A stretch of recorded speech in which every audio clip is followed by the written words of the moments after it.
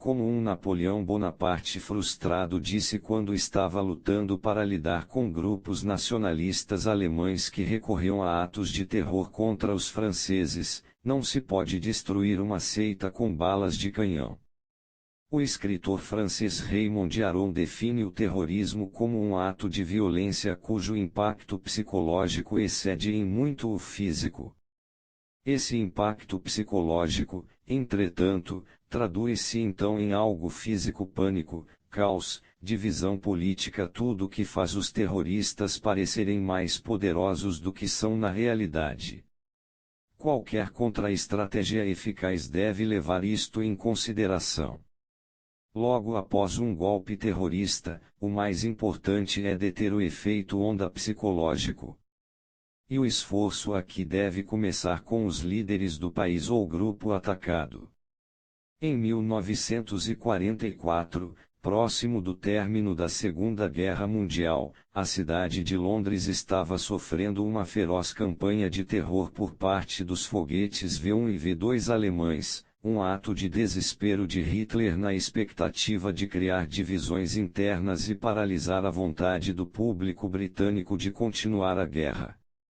Mais de 6.000 pessoas foram mortas, muito mais feridas e milhares de lores danificados ou destruídos. Mas, em vez de deixar que a melancolia e a preocupação se estabelecessem, o primeiro-ministro Winston Churchill aproveitou a campanha de bombardeios como uma oportunidade para arregimentar e unificar o povo britânico.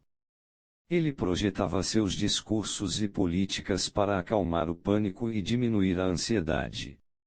Em vez de chamar atenção para os ataques V-1, ou para os mais temíveis V-2S, ele enfatizava a necessidade de permanecer firme. Os ingleses não dariam aos alemães a satisfação de vê-los curvarem a cabeça para tamanho terror. Em 1961, ao enfrentar uma viciosa campanha de terror de direita pelas forças francesas na Argélia que se opunham a seu plano de conceder à colônia sua independência, o presidente da França, Charles de Gaulle, usou uma estratégia semelhante. Ele apareceu na televisão para dizer que os franceses não podiam se render a esta campanha, que os custos em vidas eram relativamente pequenos comparados com o que eles haviam recentemente sofrido na Segunda Guerra Mundial, que os terroristas eram pouco numerosos e que, para derrotá-los, os franceses não deviam sucumbir ao pânico mas, simplesmente, se unir. Em ambos os casos, um líder foi capaz de exercer uma influência estabilizadora, ser um baluarte contra a histeria latente que os cidadãos ameaçados sentiam e era alimentada pela mídia. A ameaça era real, Churchill e de Gaulle reconheciam, medidas de segurança estavam sendo tomadas, mas o importante era canalizar as emoções públicas do medo para algo positivo. Os líderes transformaram os ataques em pontos de congregação, usando-os para unir um público dividido, uma questão crucial, pois a polarização é sempre um objetivo do terrorismo. Em vez de tentarem armar um contra-ataque dramático, Churchill e de Gaulle incluíram o público em suas ideias estratégicas e fizeram dos cidadãos participantes ativos na batalha contra estas forças destrutivas. Enquanto trabalha para deter os danos psicológicos de um ataque, o líder deve fazer o possível para frustrar um próximo golpe. Terroristas quase sempre trabalham esporadicamente e sem um padrão definido, em parte porque a imprevisibilidade é assustadora, em parte porque quase sempre são de fato muito fracos para montarem um esforço sustentado. É preciso tempo para, com paciência, erradicar a ameaça terrorista.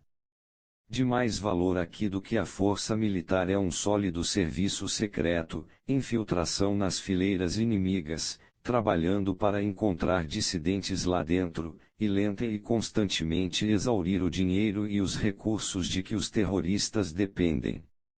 Ao mesmo tempo, é importante ocupar o terreno alto da moral. Como a vítima do ataque, você tem vantagem aqui, mas pode perdê-la se contra-atacar agressivamente. O terreno elevado não é um luxo insignificante, mas uma manobra estratégica crítica. A opinião pública e alianças com outras nações se mostraram cruciais para isolar os terroristas e impedi-los de semear divisões. Tudo isto exige a disposição para travar a guerra no decorrer de muitos anos, e principalmente pelos bastidores. A paciente resolução e recusa em reagir com exagero servirão como seus próprios freios. Mostre que você está falando sério e faça seus inimigos sentirem isso, não com uma fachada espalhafatosa usada com propósitos políticos. Isto não é sinal de força, mas com as estratégias calmas e calculistas que você usa para deixá-los encurralados. No final, em um mundo que está intimamente interligado e dependente de fronteiras abertas, jamais haverá total segurança. A questão é, com quantas ameaças estamos dispostos a conviver?